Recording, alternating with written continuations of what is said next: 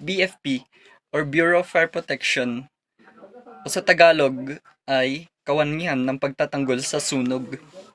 So they are the ones responsible for the suppression and prevention of fires in different places, um, like land transportations, forests, structures, ships at piers, etc. Now, sila rin ang responsible for the enforcement of Fire Code of the Philippines or Presidential Decree 1185. Presidential Decree 1185 o yun nga, also known as Fire Code of the Philippines, is established objective of suppressing and preventing fires by establishing safety fire standards or fire safety standards, promoting the use of protective devices. Now, what is the mandate of the BFP? The mandate of the BFP is to prevent and suppress destructive fires, enforce the fire code, investigate the fire causes, and assist in national emergencies. For focus is on saving lives and properties. Then let's go to the vision. Their vision is a modern life service fully capable of ensuring a fire-safe nation by 2034. Now, the mission. Their mission is that we commit to prevent and suppress destructive fires, investigate its causes, enforce fire code and other related laws, respond to man-made and natural disasters and other emergencies. The philosophy of Bureau of Fire Protection or BFP says that we serve so that other may live. It serves as the foundation of how firefighters think, act, and perform their duties. Next one is the BFP core values. The first core values of the BFP is the reliability. Means fire personnel must always be dependable, ready to respond anytime, and consist performing their duties. E. Efficiency. They must use time, resources, and skills wisely to deliver fast and quality service, especially during emergencies. S. Selflessness. Firefighters put others' safety before their own. P. Professionalism means demonstrating proper behavior and discipline and competence at all times, on duty and off duty. O. Oneness. Unity and teamwork are essential. Everyone must work together as one organization with one goal and saving lives and properly.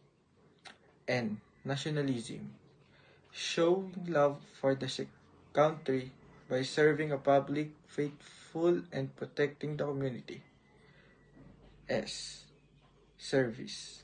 BFP exists to serve the people, especially in the times of danger, disaster, or fire. I. Integrity. Acting with a honest and moral principle, doing the right thing even when no one is watching. V. Vibrancy. Showing energy and positive attitude toward work and public service. E. Effectiveness. Ensuring that action lead to the result, saving lives and reduce fire incidents and improving community safety. That's the responsive of the BFP. Next one is the logo of BFP. Malta Cross, the primary shape of the badge, symbolizes protection, honor, and the core ideals of the fi- fire service, saving the lives and property. Black shields represent the defense against the harm and firefighter protective role in combating fires. Protect and serve. The official BFP motto. The agency primary mission, firefighting tools, key equipment like the helmet, axe, ladder, and hydrant are embedded in the cross. These represent the core function and tools used in fire prevention. Image of Lapu-Lapu. The Filipino are symbolize bravery, leadership, and heroism in the face of danger. National flag colors. The red, white, and blue colors of the Philippine flag represent the nationalism of the BFP, loyalty, and dedication of the country.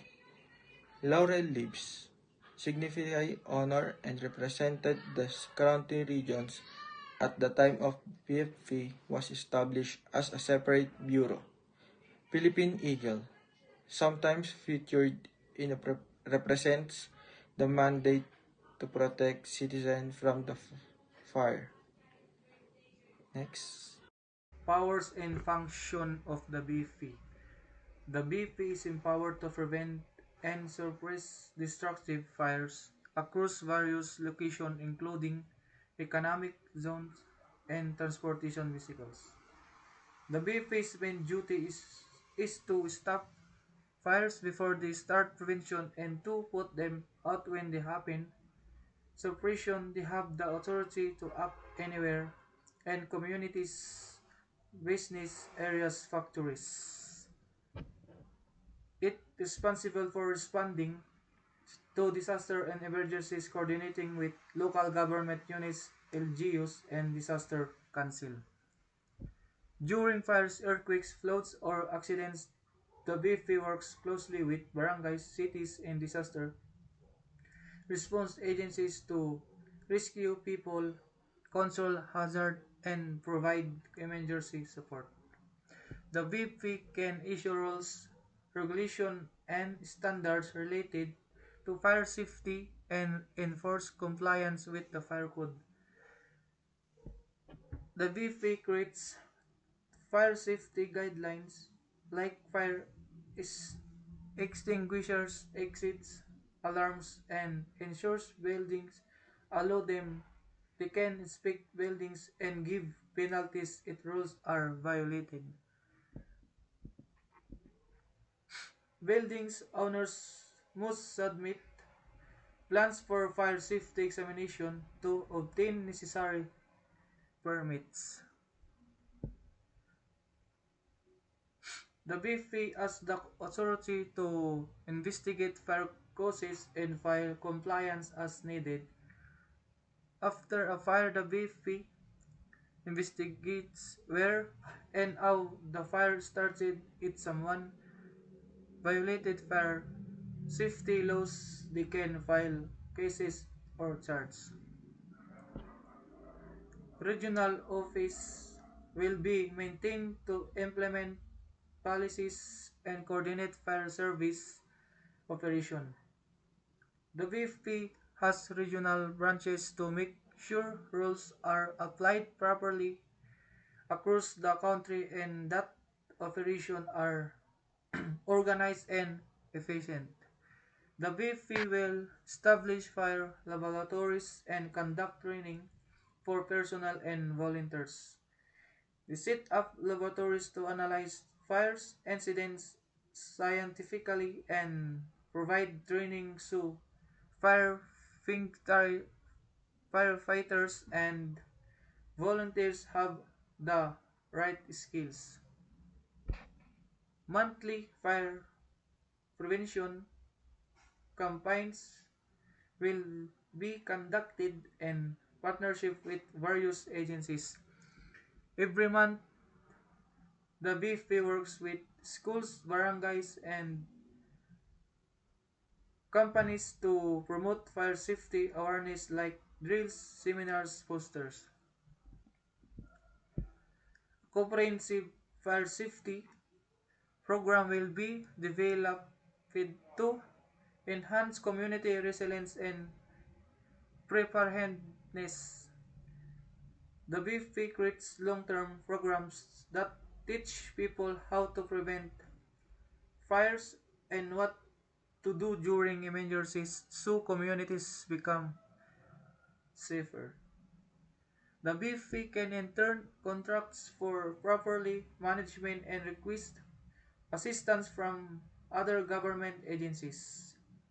They can make agreements with other agencies like DPWH, LGUs, DOH, PNP to maintain fire-related facilities or get additional manpower, equipment, and support. Additional function may be assigned by the President or Secretary of LG of the DILG. This means that aside from their regular duties, the BFP may also perform other tasks if the President of the Philippines or the DILG Secretary given gives them special instruction. These additional functions are usually related public safety, emergency response, national security support, or government programs that need help of the BFP. The organization structure of BFP. So, first, commissioned officer, we have the highest rank, which is fire director, uh, equivalent to a two-star major general or police general. Second is the police, sorry, it's my mistake. Fire chief, superintendent, deputy chief for administration or operations, chief directional staff, as fire senior superintendent, provincial director, city director. Next, we have the fire superintendent. He is the fire marshal, city or municipal depending on the size or classification. Next, we have the fire chief inspector, and his purpose is chief of office, division, provincial, district fire marshal. And second to the last of the commissioned officer is we have fire senior inspector, station commander, large station. And last is the fire inspector, company officer or investigator. Next, we have the non-commissioned, which we have senior fire officer, police executive master sergeant in the police or the platoon leader, senior fire officer 3, SFO 3, which is equivalent to police chief master sergeant. SFO 2, firefighter squad leader. SFO 1 or senior fire officer 1 is team leader or the head of the smallest group. And we have the fire officer 3 or driver, as we can say driver. Fire officer 2 is the nozzle man or the rescue member. And lastly, we have the FO1, entry level firefighter, initial rank upon requirement. Thank you.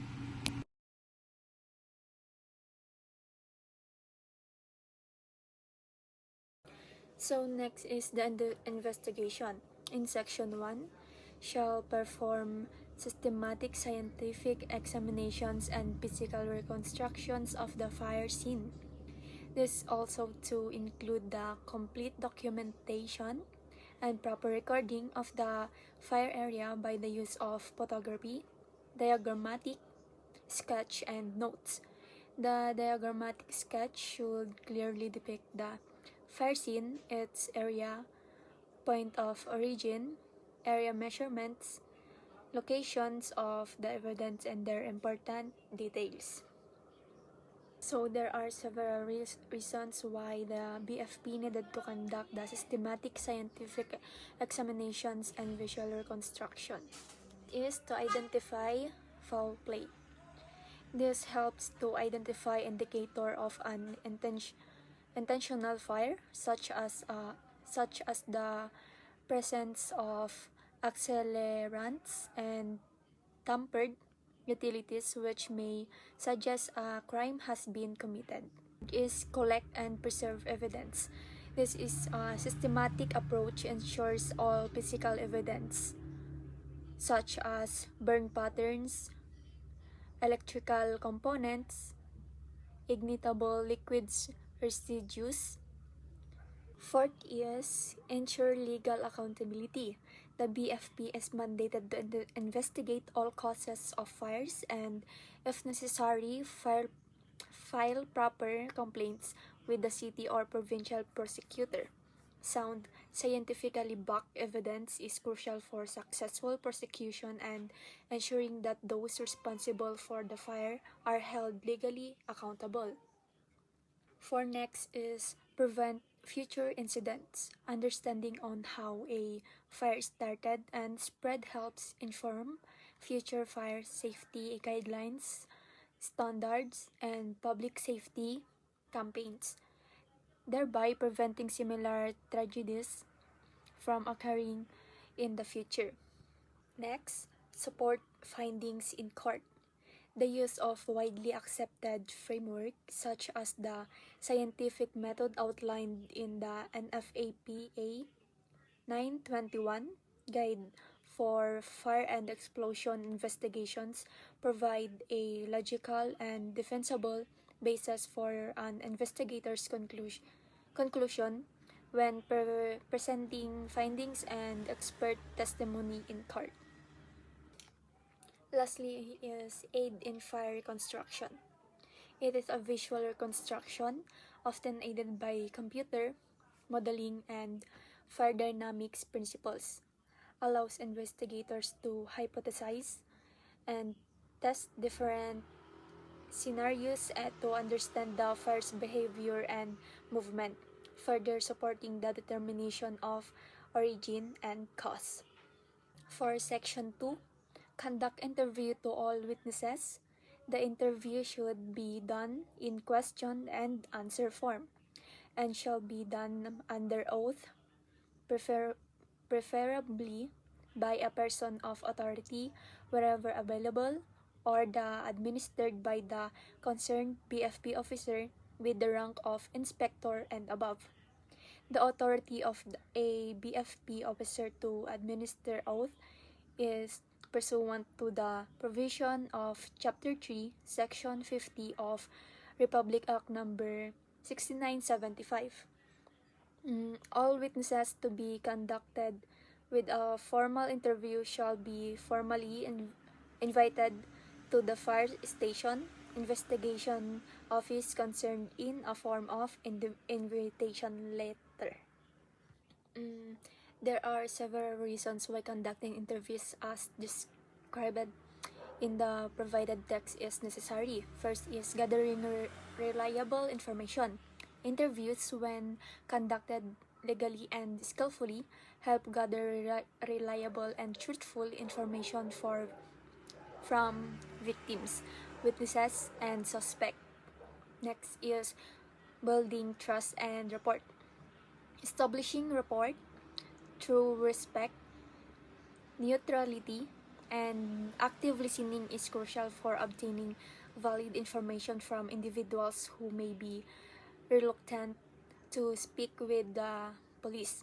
Witnesses are more accurate when good interview report exists. Also, next is Section 3. Conduct thorough analysis of the fire scene in order to identify the ignition source, initial materials ignited, and other factors which bring them together to produce a fire. Examination of fire spread and fire pattern, which includes thermal effect on materials such as charring, oxidation, consumption of combustibles, smoke, and soot deposits, distortion, melting effect, color changes of material structure, and structural collapse must be conducted. Section 3 emphasizes the importance of a comprehensive fire scene analysis to determine the fire's origin and cause. This involves identifying the ignition source, the first materials ignited, and the factors that contributed to the fire, alongside a detailed examination of fire spread and patterns, including thermal effect on materials like charring. For Section 4, identify, recognize, and collect physical evidence found at the fire scene that have probative value on fire cause determination. Pieces of evidence to be collected shall be photographed first and shall be collected in the presence of witnesses independent to the investigating body. Proper documentation, sealing, and packaging of evidence recovered prior to submission to Arson Laboratory Section. BFP National Headquarters for laboratory examination shall be observed. This section emphasizes the critical process of identifying, documenting, and collecting physical evidence at a fire scene that holds probative value for determining the fire's cause. Before collection, each piece of evidence must be photographed in the original location, and the collection process should occur in the presence of independent witnesses. Subsequently, all covered evidence must undergo proper documentation, sealing, and packaging before being submitted. In Section 5, on the first phase of the investigation, the fire arson investigator shall prepare the listing of documents needed to be accomplished submitted by the fire victims, building occupant, and other parties affected by fire. So below here are indicated the needs A to P. The above listed documents to be secured to the fire victim will vary based on the types of occupancy or the involvement structure gutted by fire. Any other documents that may be irrelevant based on the type of occupancy may not be required. In addition, the fire arson investigator also authorized to require any other pertinent documents, materials, and items to the fire victims as determined by the fire arson investigator concerned that will give support to the conduct of investigation. Next is Section 6. The FAI must inform all concerned persons, occupants, and managements of the burned premises that the fire scene is restricted to entry to any person until the investigation being conducted by the BFP at the burned premises is completed and terminated. Any removal, retrieval, or items stored at the scene of the fire, demolition, reconstruction, and rehabilitation of the fire scene is only allowed upon securing approval to the investigating body through submission of a formal written request by the fire victim. Restricting access to a fire scene until the BFP investigation is complete is essential to preserve evidence, maintain scene integrity, ensure investigator safety, and meet legal requirements. The said formal written request should contain specific purpose. It should be addressed to the respective chiefs of the BFP investigation and intelligence offices through the fire arson investigator handling the case, the concerned chief of the investigation and intelligence office, together with his proper recommendation, shall endorse the subject letter request of the fire victim to the concerned BFP head of office, who shall then issue the property recovery and clearing permit to the requesting party. In such case that the fire incident is suspected to be intentional in nature, issuance of PRCP is temporarily restricted until proven otherwise. If the fire incident is founded to be intentional in nature and cause was already filed in the court of law, it will be the discretion of the court handling the case whether to issue appropriate documentation in the clearing or demolition of the burned premises. For Section 7, in such event that results from the fire incident, fatal fires, the concerned FAI shall immediately sought the assistance of Philippine National Police, scene of the crime operation PNP and SOCO, or any other legal recognized group for lifting and autopsy of the cadaver. This is crucial because these groups have expertise and legal authority to conduct proper lifting, handling, and autopsies of human remains found at crime scenes, ensuring that forensic evidence is correctly gathered and documented, which is vital for determining the cause of death and whether the fire was accidental or intentional. For Section 8, all conduct of follow-up investigation to the fire incident should be covered with appropriate letter, mission order signed by the respective BFP head of office. And lastly is Section 9, all FAI are also directed and mandated to perform any other task as deemed essential to the development of case build-up and the exhaustive investigation being conducted. Might be crucial because the fire investigations can be complex and require flexibility. By empowering the FAIs to address the unforeseen issues and pursue all relevant leads, it ensures a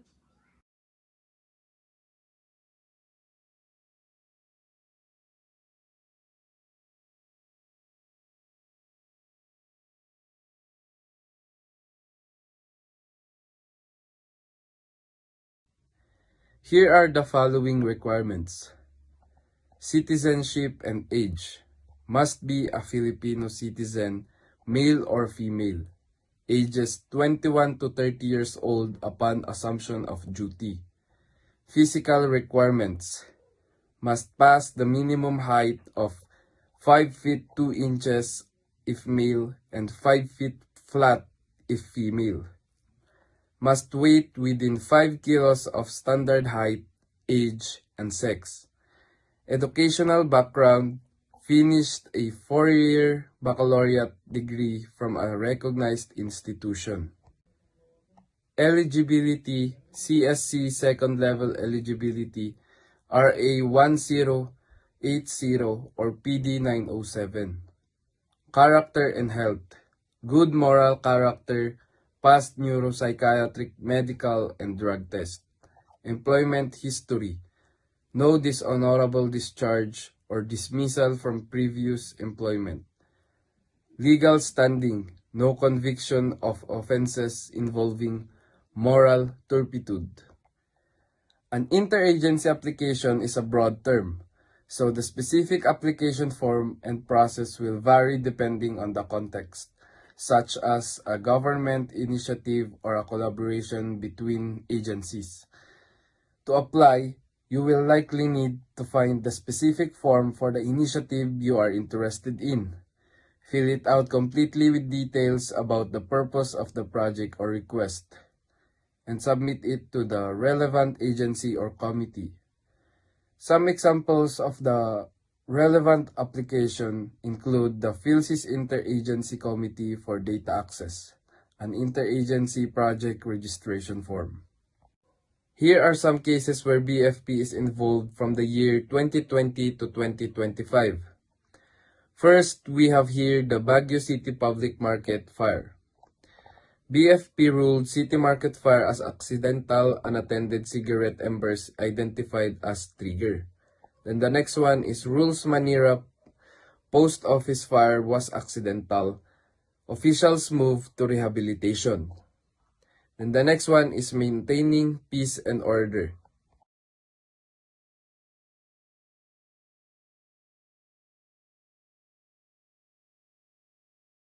Lastly, we have the laws behind BFP. RA 6975, or the Department of the Interior and Local Government Act of 1990, created the Bureau of Fire Protection as a separate agency. RA 9514, also known as the Fire Code of the Philippines of 2008, is the comprehensive law that establishes fire safety standards and mandates fire prevention measures across the country. RA 11589, the Bureau of Fire Protection Modernized Act, is a Philippine law that strengthens and modernizes the BFP.